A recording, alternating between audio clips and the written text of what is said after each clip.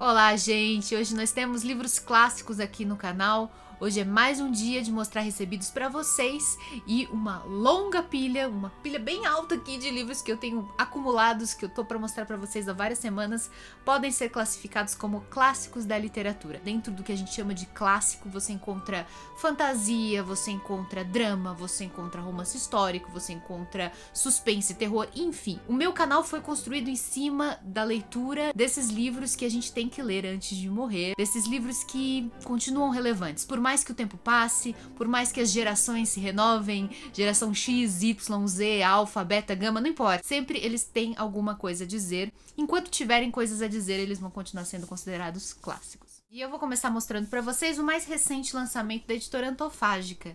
Eu tô muito feliz, assim, já são 35 livros e Antofágica não me paga nada pra eu falar isso, mas eu me sinto um pouquinho parte da história deles, porque eu gosto muito, né, do catálogo e também porque eu fui convidada desde o início a fazer o texto de apresentação de Memórias Póstumas de Brás Cubas, que, se eu não me engano, foi o segundo livro que eles lançaram. Enfim, aqui a gente tem mais um livro do Machado de Assis, que é Helena. Eu normalmente sempre faço muitos elogios aos projetos gráficos da Antofágica, mas nesse caso aqui não sei se gostei muito. As artes são de Maria Júlia Rego. Eu acho que a escolha do desenho, não sei se foi muito feliz. Não sei se eu gostei dessa representação assim da Helena com os cabelos soltos, meio que molhados, como se tivesse saído do banho. Essa camisola solta, enfim. Não sei, não tem nada a ver com a Helena que existia na minha imaginação, mas o restante, né, do projeto gráfico eu acho mais interessante, inclusive as ilustrações que recheiam a edição. Ela é um pouquinho diferente porque ela foi feita, olha só, em duas colunas, isso não é muito comum, né? Eles quiseram, se vocês repararem, inclusive pela fonte, eles quiseram nos transportar para os folhetins do século XIX.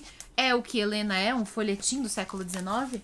Então, tem essa paginação como se ele tivesse saído dentro do Jornal das Moças, alguma revista literária dos anos 1800, né?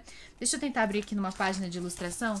Olha só, são coisas meio sóbrias e tem um pouco essa característica de imprensa, né? Não tem nada a ver, na minha opinião, com a ilustração que foi escolhida para a capa, que parece até meio infantil. Eu não sei qual foi, né, a intenção da artista, enfim. Cada um, né, tem a sua visão das personagens. Gostei da escolha da fonte, isso sim tá bem correspondente ao século XIX. Lembra até uma coisa meio western, meio americana, mas aí a gente tá dentro da década correta, né? 1870, 1880, mais ou menos. Helena, um romanção, é uma espécie de grande exemplar da literatura romântica que o Machado de Assis produziu. Ele não foi um escritor romântico paradigmático, mas ele também teve a sua experiência dentro desse gênero. A Helena é uma filha ilegítima que só é reconhecida quando o pai de uma família muito rica morre e deixa um pouco da herança para ela. Então ela surge na família como uma intrusa, né? Como alguém que vem de fora, uma filha bastarda, né? Que de repente entra num seio familiar, causando todas as turbulências que, né, a presença de uma estranha, ainda mais uma estranha bonita, charmosa. Evidentemente, é a história de Machado, né? Sempre vai ter o agregado, uma certa tensão ali incestuosa, né? Porque o meio-irmão dela e ela vão, enfim, né, se olhar, enfim. Sempre tem a questão das classes sociais, né? É Machado de Assis, mas dentro do que a gente pode chamar mais de literatura romântica e menos o realismo, que é a característica mais da fase final da obra dele.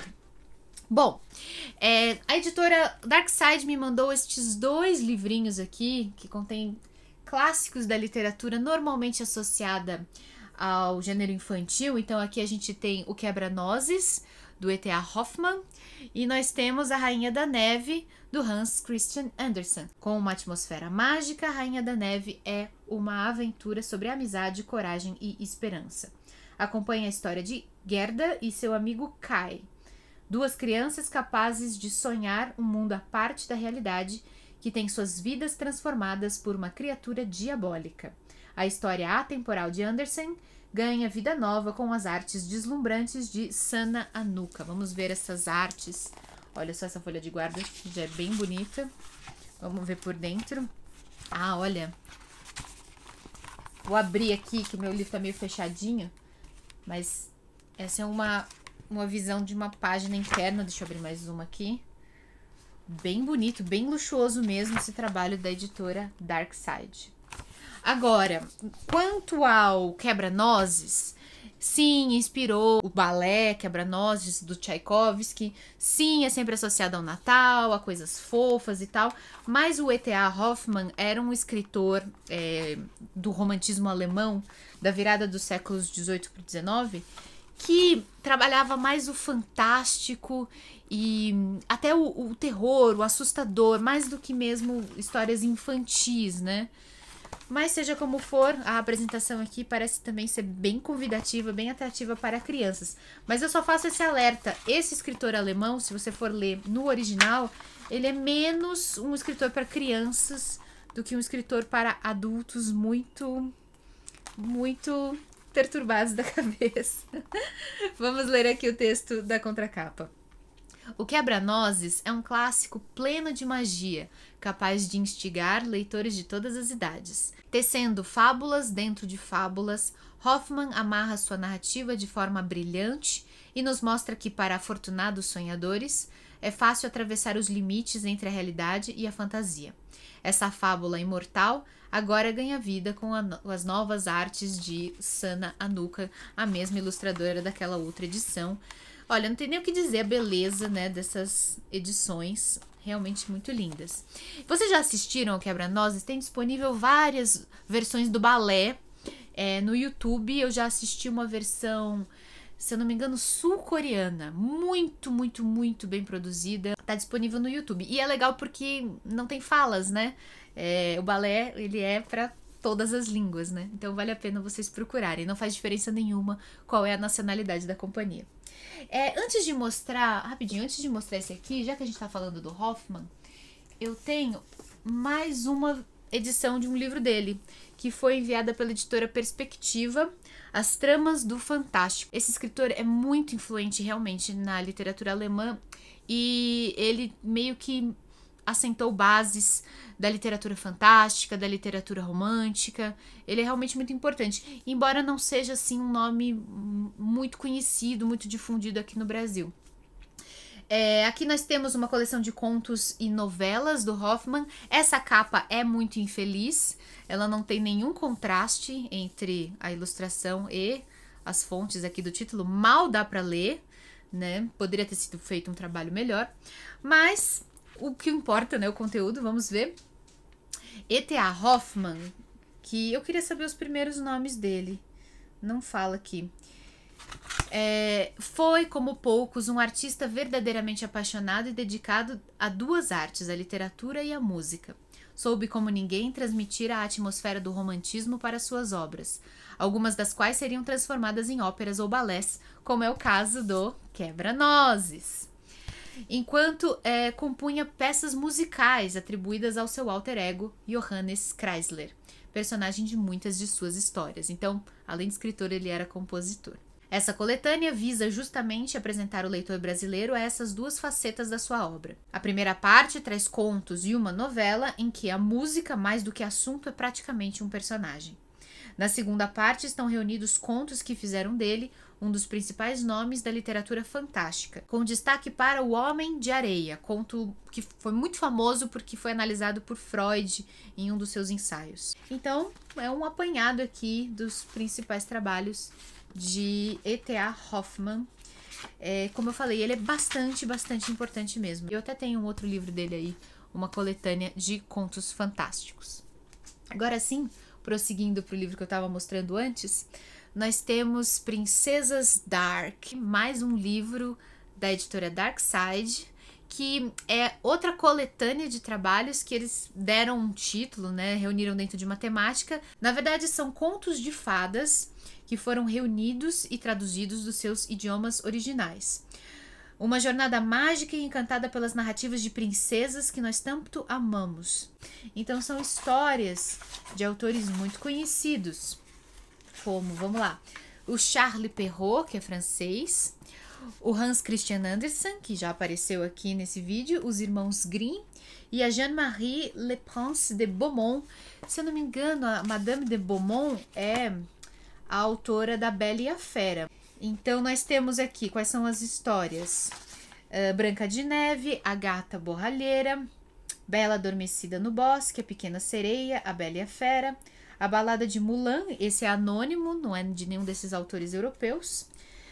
Rapunzel, que é dos irmãos Grimm, e A Rainha da Neve, do Hans Christian Andersen. Mas, pelo que eu consigo entender, são traduções integrais dos textos originais, que não são nada como nós os conhecemos nas versões domesticadas da Disney, né? São histórias bem mais pesadas, que falam de violência, que tratam dos medos inconscientes do universo infantil de maneira muito mais bruta, né? E aqui eles carregaram as tintas nessas ilustrações para que essas histórias se pareçam até com histórias de terror, né? Mas se você lê realmente esses contos de fada originais, eles são bem assustadores. Não são essas coisas fofinhas e meiguinhas da Disney. Continuando dentro dos clássicos, mais um exemplar de uma literatura que é romântica, né? É do século XIX também, traz os elementos também da literatura gótica e que muitas vezes se confunde com a literatura de terror, né? Alguns o trazem até como um romance proto-espírita. Eu tô falando do Morro dos Ventos Uivantes, da Emily Brontë, com tradução de Raquel de Queiroz. Eu tive a oportunidade de ler um livro traduzido por Raquel de Queiroz. Eu li coletivamente com vocês, né? Foi o Mansfield Park, da Jane Austen. E aqui a editora José Olímpio também está fazendo a republicação dessa tradução do Morro dos Ventos Uivantes. Diferentemente lá do Mansfield Park, que a gente leu juntos, né? O Morro dos Ventos Uivantes é uma história mais empolgante, é uma história mais arrepiante até. E ela traz um amor bastante doentio, bastante pouco saudável entre Catherine e Heathcliff, né? São dois personagens mega importantes na história da literatura em língua inglesa. O Morro dos Ventos Uivantes, ele se passa num cenário também bem assustador, no morro, né? Onde o vento uiva, uma casa isolada, uma família muito arredia, personagens que são misantropos, né? Que não gostam da companhia de pessoas estranhas, né? E ele é muito inspirador, principalmente quando a gente é adolescente. Eu li esse livro pela primeira vez com 17, 18 anos, então ele tem uma coisa meio, eu diria até meio crepúsculo, embora não tenha vampiro, não tenha nada de nada que se assemelhe à série Crepúsculo, tá? Então se você tem preconceito, eu até compreendo o seu preconceito, mas não tem nada a ver. Isso aqui é literatura de primeiríssima qualidade que todo mundo deveria conhecer e todo mundo acaba se empolgando no meio dessa história porque ela é realmente muito legal. Continuando, ainda estamos no século XIX e trazendo mais um livro que já foi resenhado aqui no canal. Aqui nós temos o Anna Karenina, do Lev Tolstói, que é uma história da segunda metade do século XIX, publicado em 1877, um dos livros mais conhecidos do Tolstói. Aqui nessa edição da José Olímpio também temos um tradutor ilustre, é o Lúcio Cardoso, que é escritor, autor de importantes obras da literatura brasileira, inclusive eu tenho uma delas aqui, ó, Crônica da Casa Assassinada, né, que é considerado um grande clássico da literatura brasileira no século XX. Ele fez essa tradução de Anna Karenina. Essa edição é daquelas que tem aquele acabamento meio áspero, né, da página, opaco, vocês podem ver que não tem brilho. Eu acho muito chique esse acabamento, é um dos meus prediletos. E o texto não tem ilustrações, é mais o texto no papel amarelinho, papel pólen, provavelmente. O enredo, para quem não sabe, conta a história escandalosa de adultério de Anna Karenina, né, mulher casada com o sedutor Conde Vronsky.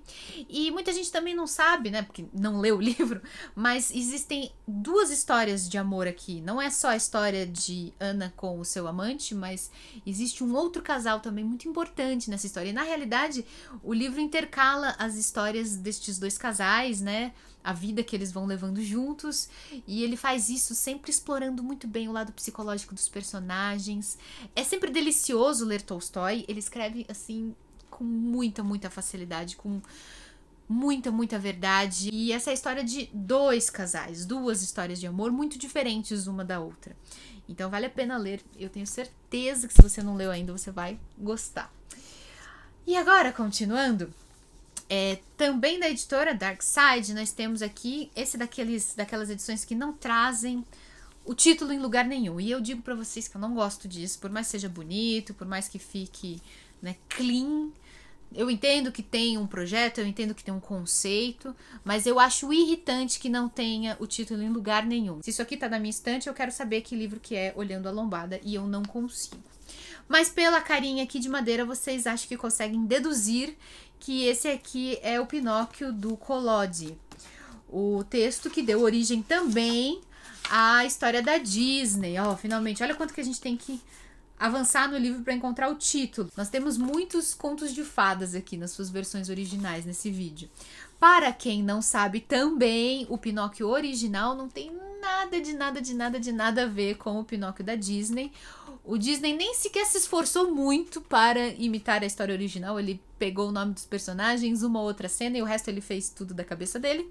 O Pinóquio original é muito mais sombrio, muito mais perturbador. Então, aqui temos a versão original, a história do boneco de madeira, produzido pelo Geppetto, né, o nome do seu criador, do marceneiro, que sonha em se tornar um menino de verdade.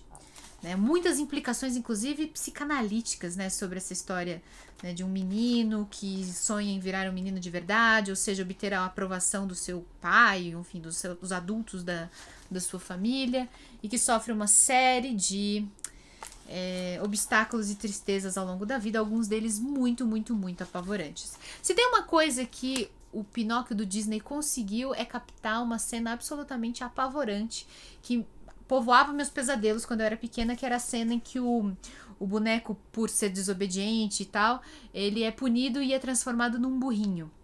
Essa cena, assim, era apavorante pra mim. Se essa era a intenção do escritor e do Walt Disney, eles obtiveram um sucesso total, porque eu morria de medo de ver esse filme.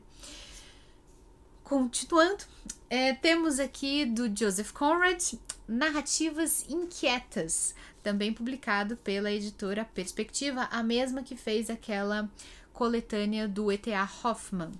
Só que aqui nós temos um autor mais recente do que o Hoffmann. O Hoffmann, como eu falei, viveu a virada do século XVII para o XIX. Já o Conrad, que se naturalizou em inglês, mas originalmente ele era nascido na Polônia, então o nome original dele não era Conrad, mas era algo com muito mais consoantes, muito mais difícil de falar. Ele foi o escritor que se consagrou pelo No Coração das Trevas, aquele romance que lá na frente ia inspirar o filme Apocalipse Now, e que eu fiz resenha aqui no canal. Narrativas Inquietas apresenta 6 contos e 2 peças inéditas em língua portuguesa de Joseph Conrad. Conrad é mais conhecido pelos romances como No Coração das Trevas, Nostromo, Sob os Olhos do Ocidente e O Agente Secreto, que figuram entre as obras mais populares da literatura mundial. Porém, ele sempre se dedicou às narrativas curtas, que formam um extraordinário conjunto em sua produção. Nesses textos, encontramos concentrado tudo aquilo que, nas obras mais longas, encantaria os leitores. A descrição de lugares longínquos, habitados por povos dos quais poucos já ouviram falar, a língua refinada, a aventura, os anti-heróis. Com ele, quanto mais longe se vai na selva ou no mar, mais fundo se entra na psique humana. Tá aqui, Narrativas Inquietas de Joseph Conrad. Deixa eu mostrar para vocês o sumário. Ó, são esses contos aqui. Os Idiotas, Caran, Reminiscências, O Retorno, Amanhã, entre outros. Ah, e tem 2 peças de teatro também, produzidas por ele. Ai, caiu o marcador. Depois eu pego. Livro sem ilustrações, mais concentrado no texto mesmo. Tá aí, muito legal. Eu gostei demais que a Perspectiva me mandou livros do Conrad e do Hoffmann, né? São autores que precisariam ser mais populares, mais conhecidos, porque lá fora eles são muito mais, né, lidos do que aqui.